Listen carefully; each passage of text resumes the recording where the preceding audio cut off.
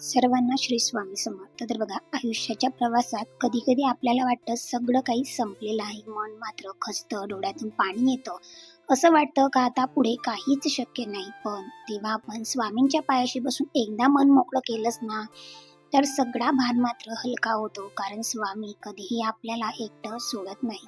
ते फक्त आपल्याला थोडं धैर्य शिकवतात, थोडा संयम शिकवतात आणि मग योग्य वेळ आपल्याला हवं जास्त मात्र ते नक्कीच परत देतात. म्हणून हार मानू नकोस, कारण तुझ्या पाठीशी मात्र स्वामी आहेतच. असा संदेश मात्र वारंवार आपल्याला दिला जातो का भिवू नकोच, मी तुझ्या पाठीशी आहे. तर बघा, ज्या वेळेस आपल्याला वाटतं सगळं काही संपलेलं आहे, त्यावेळेस इतरांकडे न जाता, कोणाशीही वाद न घालता, कोणाशी डोकं न लावता आपण जर नामस्मरण केलं तर नक्कीच आपलं मन शांत होईल. आणि आपण दररोज केंद्रामध्ये जाऊन एक आरती केली किंवा घरी सुद्धा तुम्ही स्वामीचरित्र सारामृत वाचलं, 11 माळी केल्या, जरी तुमच्या घराजवळ केंद्र नसेल ना, तरी सुद्धा तुमचं मन हलकं होईल. जे घरात वादविवाद आहे ते मात्र हळूहळू कमी होतील. आणि मला तरी एक वाटतं, जर आपल्याला आनंदी राहायचं असेल ना, तर आपण स्वतः ठरवायचं का मला कोणाचं कितपत ऐकून घ्यायचं आहे किंवा कोणाच्या नादी लागायचं आहे. मग ती गोष्ट असो किंवा व्यक्ती. जेव्हा आपल्याला आनंदी राहायचं असेल तेव्हा घरातली जी काही कामे आहेत किंवा जे आपल्याला काही दिसतंय ते आवरून घ्यायचं, जेणेकरून कामात जेवढं आपण बिझी राहतो ना, तेवढं वाईट गोष्टीमध्ये किंवा इतर गोष्टीमध्ये मात्र नक्कीच आपलं मन लागत नाही. तर त्याचप्रमाणे तुम्ही बघितलं का, माझी जी देवपूजेची भांडी होती, आता ती बरेच दिवस झाले मी स्वच्छ केली नव्हती. म्हणजे एवढी सुद्धा काही घाण झाली नव्हती. पुन्हा तरी मी आठवड्यातून एक वेळेस त्यांना घासत असते, जेणेकरून ते जास्त वेळ, जर आपल्याला कधी अर्जंटमध्ये घासायची गरज पडली तर जास्त वेळ सुद्धा लागत नाही आणि एनी टाइम ती घासली सुद्धा जातात. म्हणून आज थोडंसं फ्री होतं, म्हणजे 5 नंतर संध्याकाळी माझ्याकडे खूप सारा वेळ होता, म्हणून 5 वाजेला इथे छान अशी देवांची भांडी वगैरे घासून घेतली. त्याच्यानंतर ग्रोसरी शॉपिंग करायची असली ना, काही डबे वगैरे सुद्धा मी घासून घेते, कारण हे सुद्धा मंथमधून एकच वेळेस घासले जातात आणि एनी टाइम याच्यामध्ये ग्रोसरी भरलेली असते. म्हणून ते बाहेर न काढता किंवा त्याला सुद्धा हवा न लागता एअरटाईट कंटेनरमध्ये मी भरत असते. म्हणून आता सुद्धा मला ग्रोसरी भरायची होती, म्हणून त्याआधी जर जे काही वस्तू संपलेल्या होत्या, म्हटलं चला थोड्याफार काही काढून घेतल्या. आणि छान अशी ऊन होतं बाहेर, 5 वाजले होते तरी छान असं ऊन होतं, म्हणून थोडे भांडे का होईना ते घासून घेतले सर्व भांडे. नंतर देवपूजेचे भांडे छान असे गॅलरीमध्ये सुकवत ठेवले, नंतर छान कोरड्या कपड्याने पुसून घेतले. आणि नंतर बाकीचा जो काही सामान होता किंवा त्याच्यातलं जे काही वस्तू होत्या त्या सुद्धा भरायच्या होत्या, तर ते सुद्धा नंतर भरणार होते. तोपर्यंत बघा, आता 6 वाजेपासूनच खूप सारा अंधार पडून जातो आणि ही गॅलरी सुद्धा बरेच दिवस झाले खूप जास्त घाण झालेली होती. कारण पारायणामध्ये गेली ना 7 दिवस, तर थोडंसं घराकडे दुर्लक्षच करावं लागतं. कारण बघा, संसारामध्ये जर जास्त लक्ष दिलं तर मग आपल्याला मनसोक्त परमार्थ कधीच करता येत नाही. आणि ते 7 दिवस पुन्हा येत नाही. आता एप्रिलमध्ये सप्ताह आहे, तोपर्यंत तो अनुभव, तो आनंद मात्र घ्यायला मिळणार नाही किंवा तो आशीर्वाद पुन्हा आपल्याला प्राप्त होणार नाही. कारण त्या 7 दिवसामध्ये जे काही आपले महाराजांची ऊर्जा असते किंवा प्रत्येक देवाची जे काही ब्रह्मांडाचं ऊर्जा तत्व असतं, ते खूप जास्त जागृत झालेलं असतं. त्याच्यामुळे आपण जास्त वेळ तिथे घालवत असतो, सेवा करत असतो. आणि गॅलरी, रॉड वगैरे खूप जास्त खराब झालेले होते. म्हणून म्हटलं चला, आज जर आता संध्याकाळी वेळच मिळाला आहे ना, तर एकही काम की जे पुन्हा पुन्हा डोळ्यासमोर येईल आणि मग आपलं सुद्धा मन अस्वस्थ होईल असं ठेवायचं नसतं. आणि माझं तसंच असतं, जर काही कामं असली ना, तर नक्कीच मला असं वाटतं का आता ही सर्व काही करून घ्यायची, जेणेकरून पुन्हा आपल्या डोळ्यासमोर तीच कामं फिरत नसतात.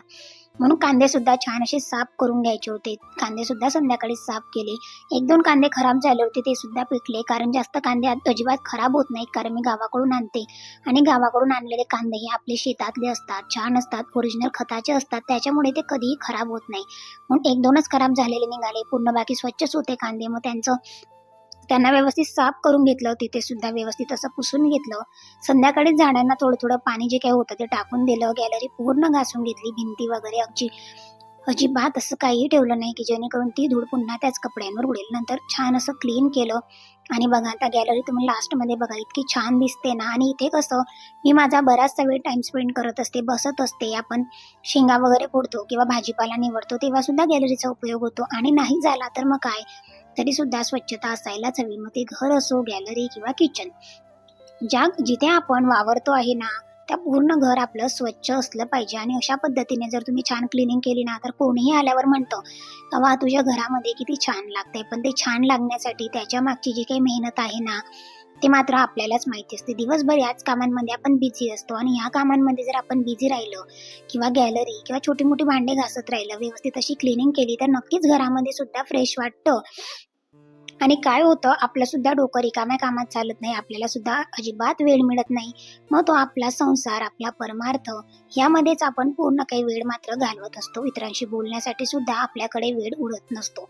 ही जी काही छोटी-मोठी भांडी होती, मग तो मसाल्याचा डबा असो किंवा ही काचेची बरणी, ही मी खूप शांततेत घासत असते. म्हणजे संयमाने घासते. कारण आधीच मला माझ्याकडनं 1-2 छोटी बरणी फुटलेली होती. तेव्हापासून मी शांततेत घासते, जेणेकरून ती सटकू नये आणि फुटू नये म्हणून.